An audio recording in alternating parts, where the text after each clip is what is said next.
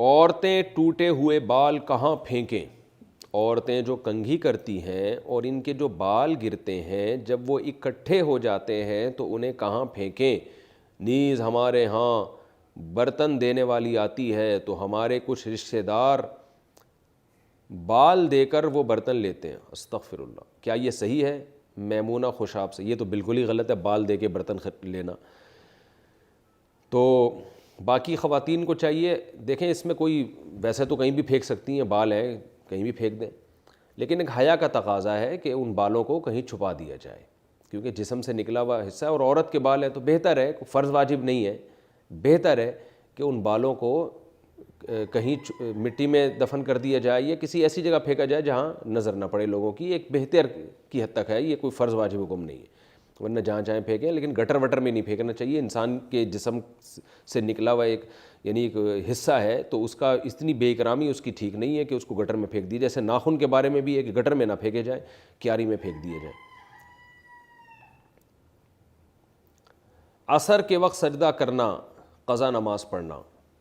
کیا ہم عصر کے وقت سجدہ کر سکتے ہیں یا کوئی قضا نماز اس عصر کی نماز سے پہلے یا عصر کی نماز کے بعد پڑھ سکتے ہیں؟ قرۃ العین،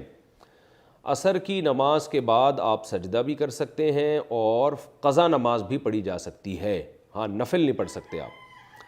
البتہ جب سورج بالکل غروب ہونے کے قریب ہو، سورج غروب آفتاب سے تقریباً یعنی ایک نیزہ بلند ہو، جب اس کی تپش کم ہو جاتی ہے تو اس وقت سجدہ کرنا بھی مکروہ ہے اور فرض نماز قضا کرنا بھی اس وقت مکروہ ہے۔ اس وقت صرف اس دن کی عصر کی نماز آپ پڑھ سکتے ہیں اگر نہ پڑھی ہو، اور اتنی تاخیر پھر بھی جائز نہیں ہے۔ ساس ظلم کرے تو بیٹا الگ گھر میں رہ سکتا ہے؟ میری شادی کو 1 سال ہو گیا ہے، ہماری پسند کی شادی ہوئی تھی اور میرے شوہر مجھ سے بہت خوش ہیں، ہماری ایک بچی ہو کر فوت ہو گئی ہے۔ میری ساس میرے شوہر کو بولتی ہیں کہ مجھے طلاق دے دیں، لڑائی جھگڑا بھی بہت کرتی ہیں، 3 مہینے سے میرے شوہر کو مجھ سے الگ سلا رہی ہیں، کیا اس بنا پر میرے شوہر مجھے اپنی ماں سے علیحدہ الگ گھر میں رکھ سکتے ہیں؟ کراچی سے کسی خاتون نے نام بھی لکھا ہے لیکن میں نام شو نہیں کر رہا، خواہ میں آپ کی ساس کو پتہ چلے گا وہ کہیں گے اور مسئلہ ہو گیا ہے، لیکن پتہ تو چلی گیا جو 3 مہینے سے شوہر کو الگ سلا رہی ہیں تو وہ تو سمجھ جائیں گی میں ہی سلا رہی ہوں الگ۔ تو عائشہ صاحبہ نے کراچی سے پوچھا ہے۔ دیکھیں اصولی طور پر تو ایک طرف کا بیان سن کے فیصلہ نہیں کیا جا سکتا، آپ کی ساس کا بھی بیان میں سنوں گا تو فیصلہ کروں گا غلطی پر کون ہے، آپ ہیں یا وہ ہیں، لیکن بالفرض اگر ایسا ہو رہا ہے، دیکھیں اصولی طور پر اللہ نے والدین کا اتنا حق بیان کیا ہے کہ نبی نے فرمایا کہ ماں اگر بیٹے کو حکم دے کہ بیوی کو چھوڑ دو تو حکم ہے کہ چھوڑ دے اس کو، لیکن علماء کہتے ہیں یہ اس صورت میں ہے، کیونکہ حدیث سے پتہ چلتا ہے کہ اس صورت میں ہے کہ بیوی بہت زیادتی کر رہی ہو شوہر کی ماں کے ساتھ، تو پھر ایسی صورت میں